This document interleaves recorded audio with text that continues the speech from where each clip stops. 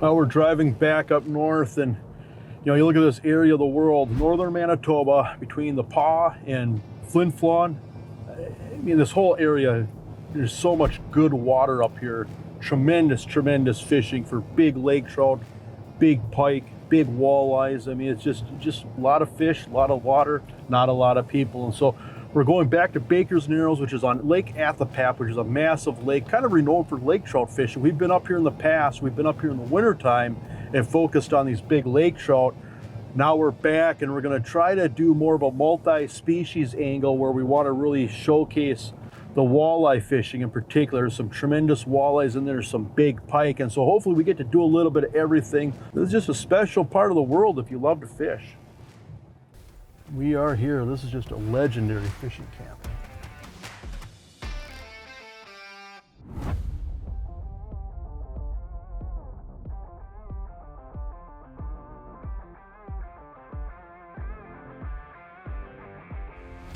So this is really I guess a 1-2 punch system that we're using, in the sense that this deep offshore structure, we're moving around until we mark fish. Once we mark fish, we set up on them.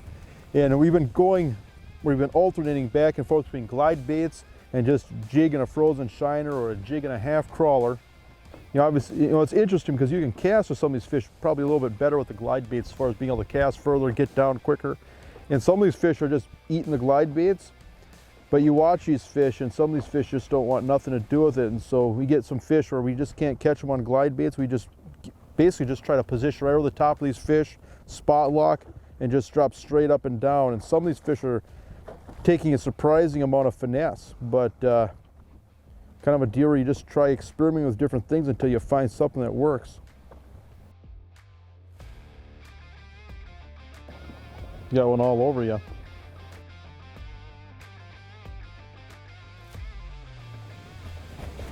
Got him? Got him. All right, how's he feel? So that's actually better than I thought. All right, I'll get the It's actually a good size one. Oh yeah, nice walleye.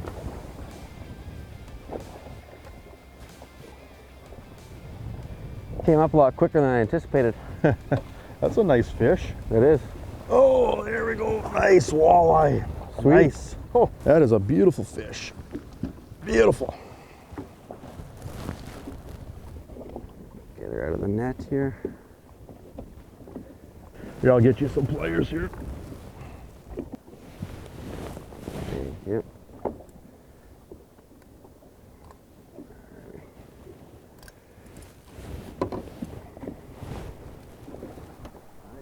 They are nice looking fish up here. Golly. Gotta take good care of those big fish, especially coming out of the main lake structure.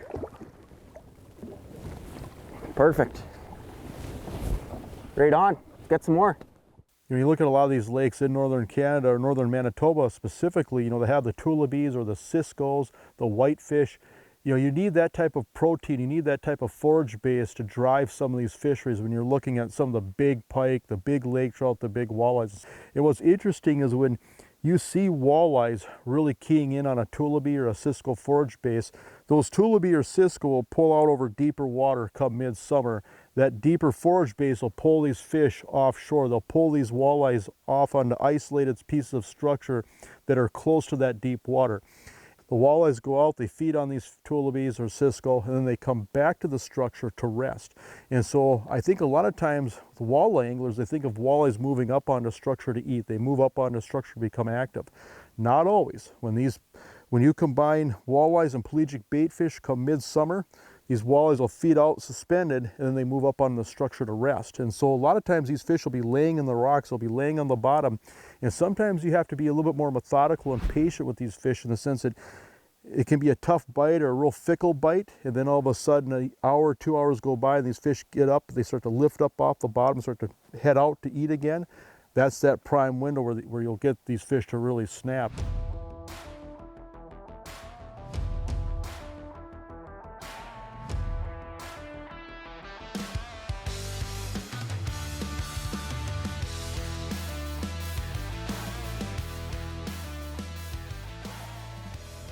Got him? Got him. All right. Stuck him. Good. That looks like a better fish. Picked it right up off the bottom. All right.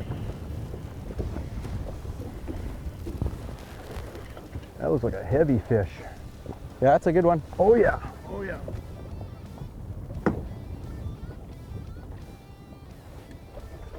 Oh yeah, look at that. That's a long one. Oh, That's a tank. wow.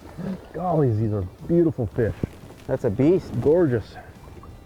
Simplified it, went back to the jig and a minnow. Look at that fish. Easy, still got some fight.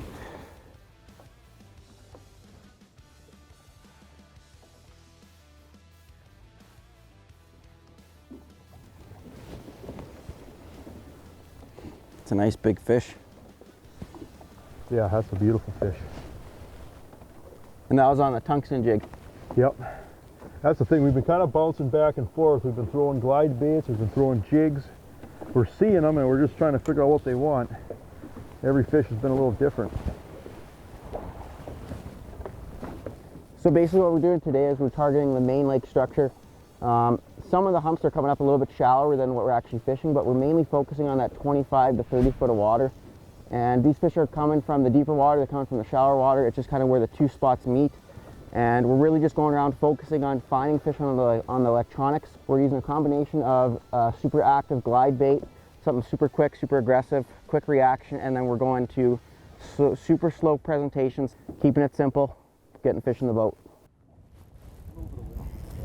That's a fish. Got him? Got him, stuck him. Feel like a good one? I don't know, it hit it on the way down and it didn't hit the bottom. Well, that looks like a good fish. Here, I'll get the net here.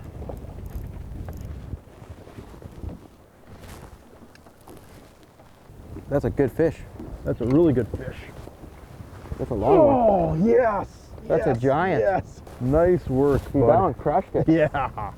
That is a good looking fish. Wow. You better measure that one. Yeah. I got a measuring board here behind you. Kit. Yeah, that's a good looking fish there. That's a wicked fish, 29 3/4. That's a trophy fish in many places of the world. And in Manitoba, we call that a master angler. It's a beautiful fish. Get her back down there for a good healthy release. Gotta take good care of those big fish. Trophy caliber fish like that are very old. Gotta show them respect. Nice awesome. work. That's a beautiful fish. That's wicked.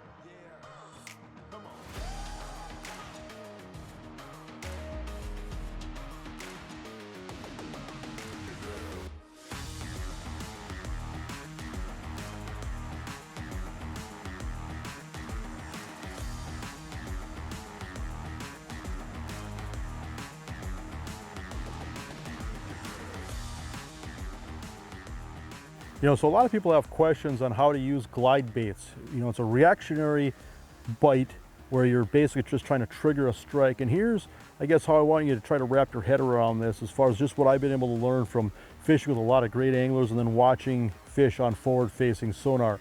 So there's several different baits that fall in this category. You've got your jigging raps, which you've probably heard of, your puppet minnows, your Tikka minnows. This is the pitching puppet where it's got no nose hook and a little bit more exaggerated tail fin. Great for casting, gives the bait a little bit more glide. You've got your shadow wraps, you've got your Johnny darters. I mean, there's a wide range of baits that all fall in that same general category. It doesn't matter what kind of bait you're using. The biggest thing is that when you're casting these baits, you really have to snap them to get that bait to come up off the bottom and then glide back down. And what happens is these fish chase it as it glides back down. They're basically pinning that bait into the bottom. And watching these fish on forward-facing sonar, a lot of times these fish might position up off the bottom a little higher than what we might have envisioned even by looking at them with 2D sonar. And so say if you have fish that are positioned maybe a foot off the bottom, and if you're just creeping and hopping and popping and dragging a jig through them, those fish are going to see it. Sometimes, however, those fish are 2-3 feet off the bottom or more. And you're basically fishing below the fish in the sense that those fish would eat whatever you're using, but they're not seeing it. And so with the glide baits, what happens is that you're popping that bait up where it comes into their line of sight and then they chase it down to the bottom.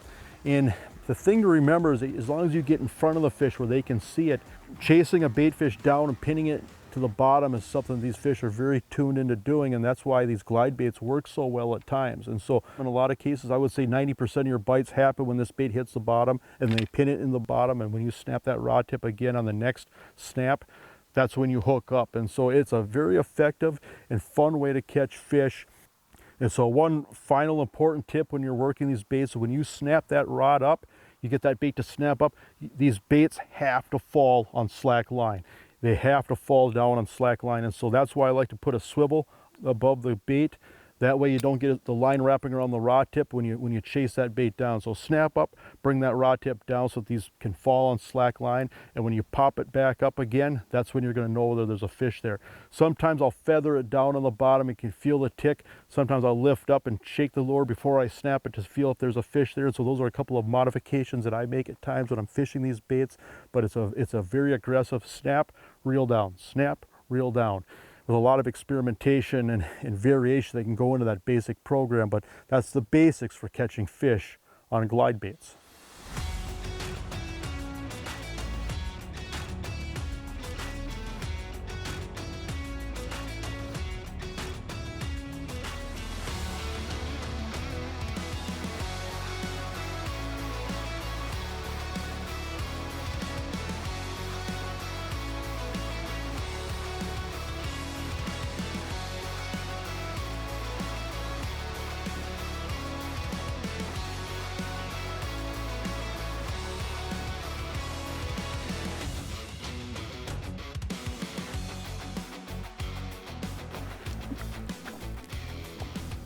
Get her out of the net here.